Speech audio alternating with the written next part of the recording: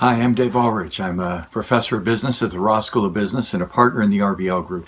I've been asked to talk for just a minute or two, a couple of minutes, about the trends affecting HR and the future of HR. Here's the message. It's a great time to be in HR. In Asia, in Europe, in North America, in Latin America. And let me walk through about 6 or 7 steps in logic as to why. One, the outside world is changing. You've had in conferences in Singapore, sponsored through Ministry of Manpower, VUCA, volatility, uncertainty, complexity, ambiguity. Those external changes are creating a new set of expectations about what it takes to win and what it takes to compete. We see those changes in political trends, in economic trends, in demographic trends. We see this incredible volatility. What it means is that the criteria to succeed in the past is not the criteria to succeed in the future. In the past, you could succeed by cash, by capital, by economic gain. For example, the Nobel Prize was won by the Indian gentleman who did microfinancing. They're now finding that microfinancing without management and organization support is not successful.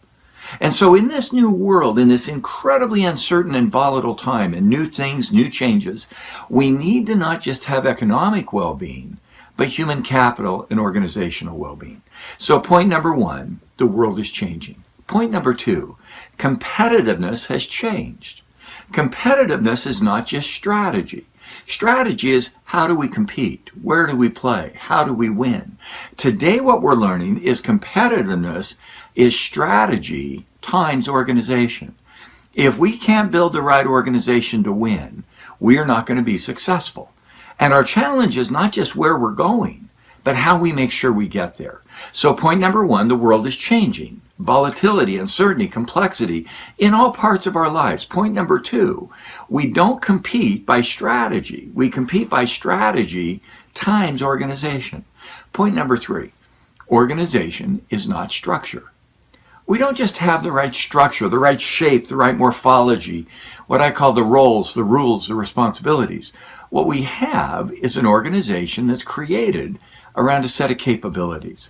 And a capability represents what the organization is known for and good at. Throughout Asia and in many of your firms, large and small, you have incredible capabilities, things you're known for, things you're good at doing. Number 1, the world is changing. Number 2, competitiveness is not strategy, but organization. Number 3, organization is not structure, but capability. Number 4, capability can be defined as 3 things. 4A, talent. 4B, culture. And 4C, leadership. Let me talk about each of those. Talent. Do we have the right people in the right place at the right time with the right skills? And are they willing to invest all they need to do? Over the last 20 years, HR has been focused on winning a war for talent. We believe that war continues. We have to get good and excellent people who can respond to the future, not the past. And they not only have to be committed, they have to be connected. We see firms in Asia building relationships with their best people. 4B, culture.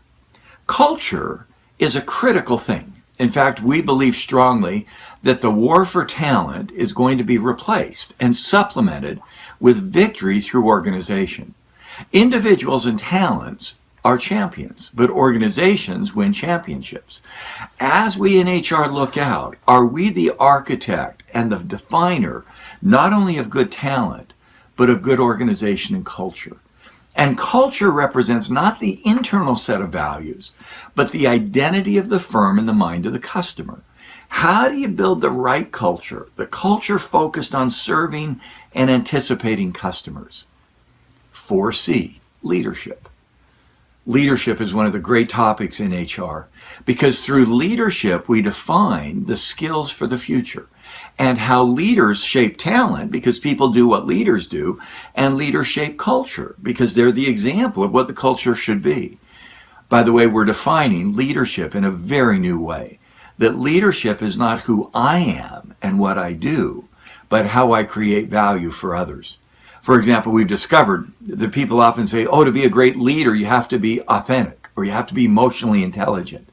We would believe that authenticity or emotional intelligence that doesn't create value for somebody else is simply narcissism. It's not leadership.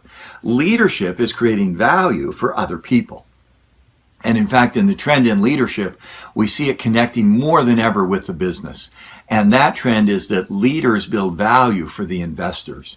I just published a book called Leadership Capital Index. It's one of the books I'm most excited about because it shows the correlation or the relationship between the quality of leadership and the market value of a company. So here's the logic so far. A, the world is changing.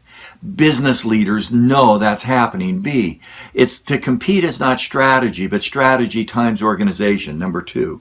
Number 3, organization is not structure, but capability. By the way, every time we interview business leaders or they get quoted in CEO studies, what are the top 3 or 4 things you should pay attention to? Organization, leadership, people are on top. The world's changing. We need to compete through organization. Organization is not structure but capability. 4A, that's talent. 4B, it's culture. And 4C, it's leadership. Our friend Peck Kem at the Ministry of Manpower has helped us see that. In almost every one of the ministries and boards in the Ministry of Manpower, their HR people now say, do we have the right talent? Do we have the right leadership? Do we have the right culture? Because that becomes the mantra for where HR creates real value. Number 5, HR is not the old HR. The old HR was the policeman, the person who managed the policies, the compliance manager. We still have to do that.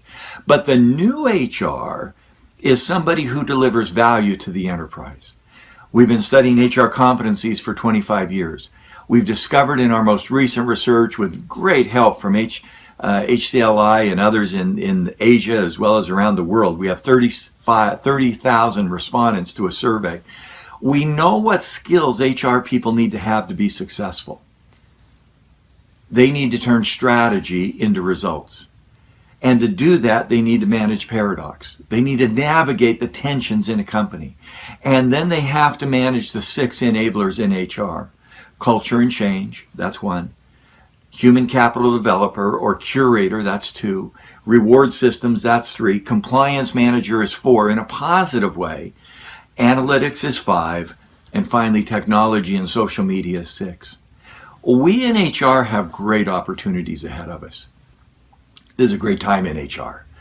Business leaders care about HR, not because it's for HR, but it's for the business. When I work with folks in the human resource community, and if I was there, I'd ask the question, what's the biggest challenge in your job today? And I hope most of us would say, it's not about an HR issue, staffing, training, development.